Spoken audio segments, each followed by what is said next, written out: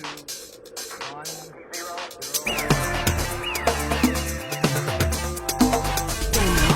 tres, cuatro.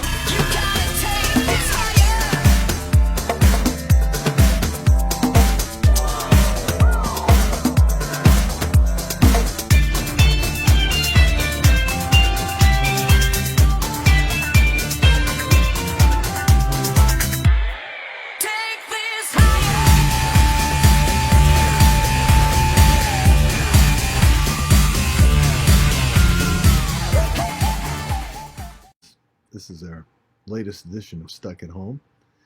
And as you can see, we're at the office again today, and thankful for the opportunity we have just to be here, to be quite frank. It's a blessing that God gives us. Every day we have the opportunity to do this. Now, we've been talking about things that are sure indicators of the fact that you're growing old. And that's not just the fact that if you're a man, there's hair growing out of your ears. No, that's not it. Or that you have to trim your eyebrows. Those are indicators, but may not be the only ones. But how about this one? It doesn't matter what your gender is. You know you're getting old when you start saving those plastic sandwich bags. Oh yeah, especially the quart and gallon size, because those are really important. No telling what you might put in those things. In fact, if there's just a little bit of water in there, you want to make sure you wipe it out so that you can save that bag. Now, in my drawer, I have lots of bags. I will never use any of those bags. I certainly will never put food in those bags again. Someday I may put candy in there for the kids. If they come to the office, I have some candy I give out every now and then. I may throw them in a bag. But the majority of those bags will never be used, but that's okay. They could be used.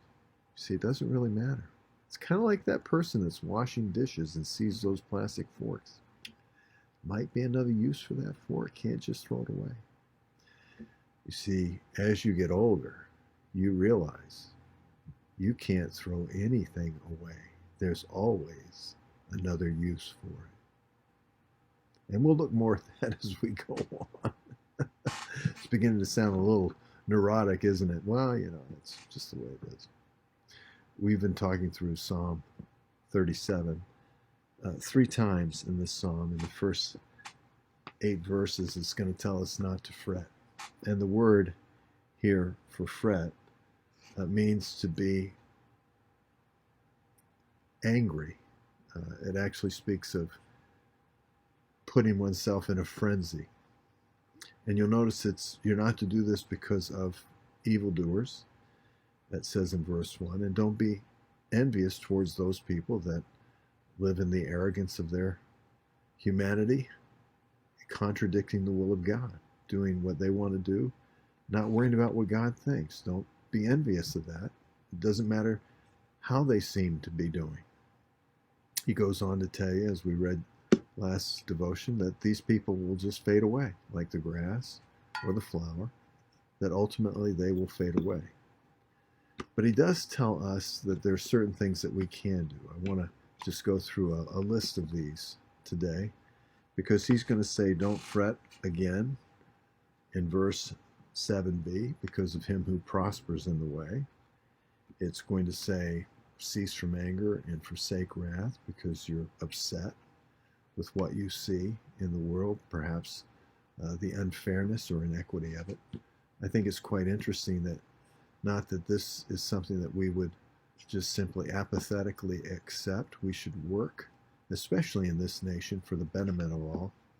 But Jesus did say that you're going to have the poor with you always. Remember when the alabaster box was broken? He said you'll have the poor with you always.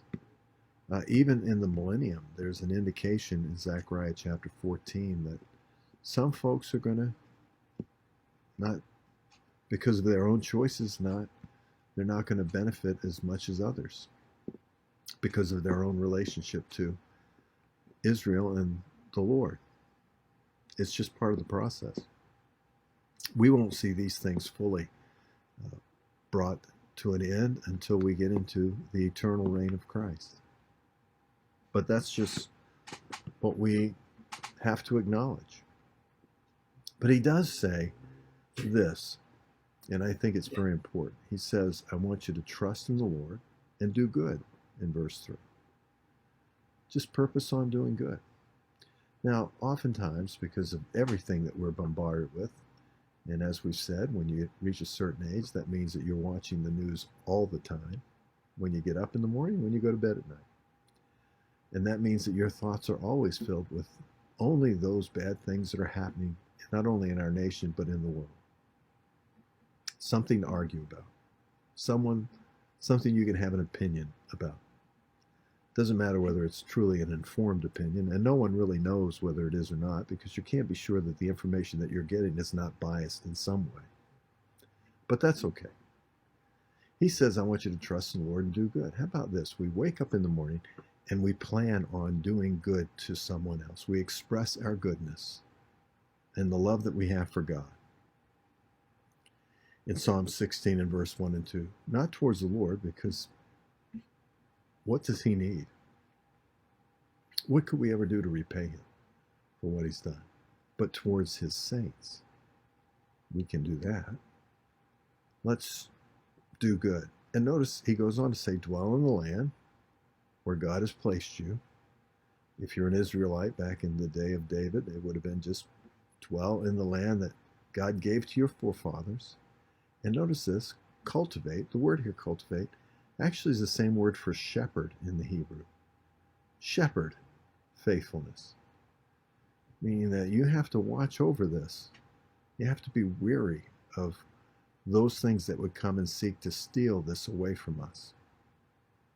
Just like in a sheep fold, you have to worry about the threat of those that would come to steal, or perhaps other natural enemies such as the wolf or the bear.